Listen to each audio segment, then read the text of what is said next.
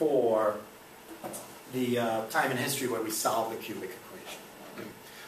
One of the first members is Luca Pacioli.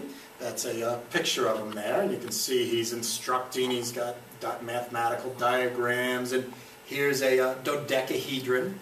That's a solid. It's got 12 sides. Dodec. Do is 2. Dec is 10.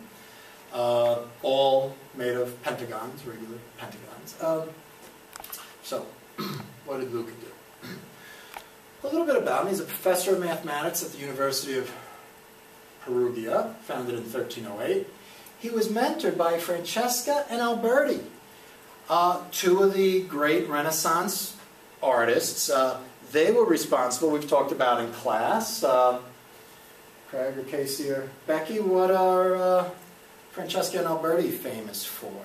What, like, mathematical topic were they involved in? Alberti wrote, he documented. Linear perspective, La Pittura. Exactly. They were involved in putting linear perspective in Renaissance painting, which is very mathematical. So they wrote some of the first works. Well, they were mentoring Luca Pacioli. The artists were the mathematicians of the day. There weren't these hard and fast boundaries between disciplines. Okay, so in 1494, he writes what we know in shorthand as Summa de Arithmetica, Geometria, Proportione et Proportionalita. The collected knowledge of arithmetic, geometry, proportion, and proportionality. He writes like the encyclopedia of math, pretty much containing everything people know to the time. It gets read, I believe about, for 2 centuries it's still being read. There's been things added to it in that time. Another claim to fame, he's considered the father of accounting. He's the one who first documents double-entry bookkeeping. Okay, and this is how accountants like to keep track of things. Renaissance Italy, the trade is growing. That's what's funneling resources into the arts. It's all these things are happening simultaneously. And in his book Summa, he claims there is no general solution to the cubic. Of course, he talks about the quadratic and solves it. Fibonacci had done that. He keeps presenting the knowledge that's known. But he says, can't find a solution to the general cubic, probably doesn't exist.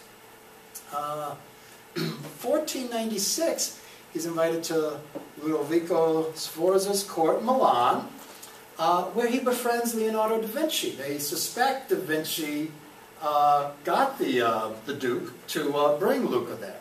Da Vinci was very interested in mathematics and wants the famous mathematician of the day to be part of this court. 1499, the French armies of Louis XII enter Milan. I believe 3 months after the armies enter, Luca and Leonardo realize this is not the place to be anymore, and they leave together. To me, it's interesting how all these great names are all knowing each other, interacting with each other. The artists, the mathematicians. Leonardo, I don't think you can categorize him. So they flee. They go to Mantua, Venice, eventually to Florence. A point that will be pertinent to us is at one point for a year or two Luca Pacioli did teach mathematics at the University of Bologna, and that's going to play into our story of betrayal, murder, and gambling. One side note, 1509, Luca writes another book, Divina Proportione, The Divine Proportion. I think we saw a book with the same title in this room earlier. And it was illustrated by Leonardo da Vinci, his good friend. Luca's the mathematician, writes the book, and he says, hey, you're pretty good at drawing. Can you help me out? And here's Leonardo's depiction of a dodecahedron. As a math teacher who has to draw things on the board once in a while, three-dimensional things, I'm pretty impressed. I'm like, wow, that really communicates what the shape is. I don't have to say it's 12 pentagons all at angles, so they make a complete surface without any gaps. What Leonardo would do is he'd draw a solid picture and a skeletal picture to communicate to people what these shapes are. And here's another view. That's not the dodecahedron. This has hexagons and pentagons.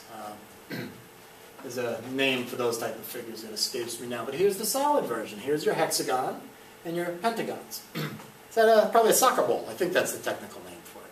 Right. I think, is a soccer ball all pentagons, or I think it might be hexagons and pentagons.